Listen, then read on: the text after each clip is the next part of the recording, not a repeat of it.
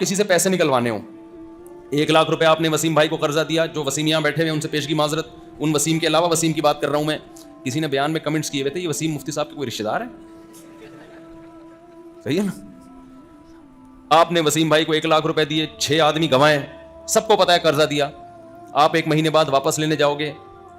پاکستان کا وسیم بھائی اگر ہوگا تو دے گا کہ وسیم بھائی 1 مہینے پہلے آپ نے لیے تھے, یہ پیپرز ہیں, یہ انگوٹھا ہے, یہ میرے سے ایک بندہ پیسے لے کر گیا تھا نا, اس ٹائم پیپر پہ انگوٹھے بھی لگوا لیے میں نے اس سے, بزنس کے نام پہ لے گیا تھا. اس کے بعد مارکیٹ سے کیا ہوا, شارٹ, میں انگوٹھے لے کے گھومتا رہا, تھانوں میں گیا, یہ انگوٹھا ہے بھائی. تھانے نے کہا کہ یہ انگوٹھا کیا کریں بس انگوٹھے کا. میں نے کہا ثبوت ہے, شناختی کارڈ بھی تھا, انگوٹھے بھی تھے. اس کے بعد 2 سال کے بعد میں نے وہ انگوٹھے پھاڑ دیے. میں نے کہا حسرت ہو رہی ہے اس کو دیکھ دیکھ, کسی کا باپ بھی نہیں نکال سکتا تمیز سے پیسہ.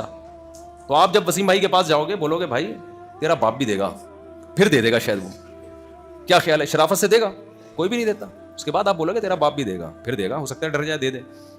تو اس لیے یہ ابے تبے باپ کی مثالیں تو لوگ اعتراض کرتے ہیں مفتی صاحب کیا بیان پہ ابے تبے. بھائی بات سمجھ میں بھی آج کل ایسے ہی آتی ہے.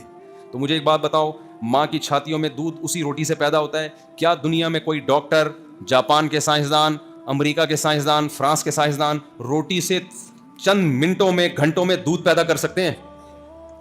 ہمارا رب بچہ پیدا ہوتے ہی ایسے سافٹ ویئر ماں کے پیٹ میں انسٹال ہو جاتے ہیں, یا ایسے سافٹ ویئر حرکت میں آ جاتے ہیں جو ابھی تک ایک قطرہ دودھ کا پیدا نہیں ہو رہا تھا, ادھر بچہ آیا اور دے دنادن دودھ پیدا ہونا شروع.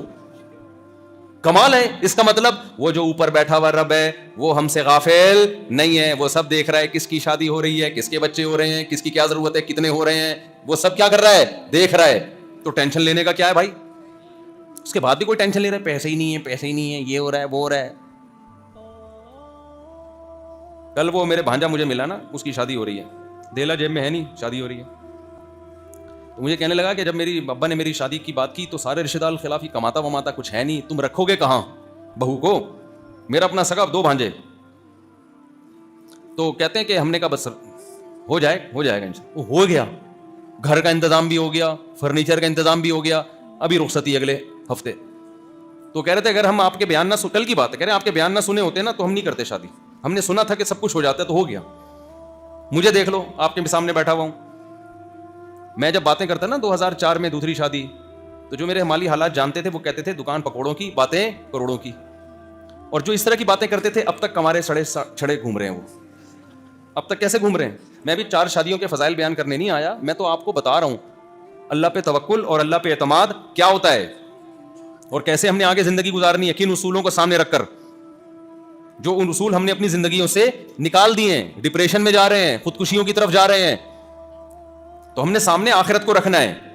تو ہماری بنیادی ضرورت اس وقت بچے کی بنیاد, جب بچہ پیدا ہوتا ہے تو بنیادی ضرورت کیا ہوتی ہے اس کی, ماں کا دودھ. وہ ہم پیدا کر نہیں سکتے.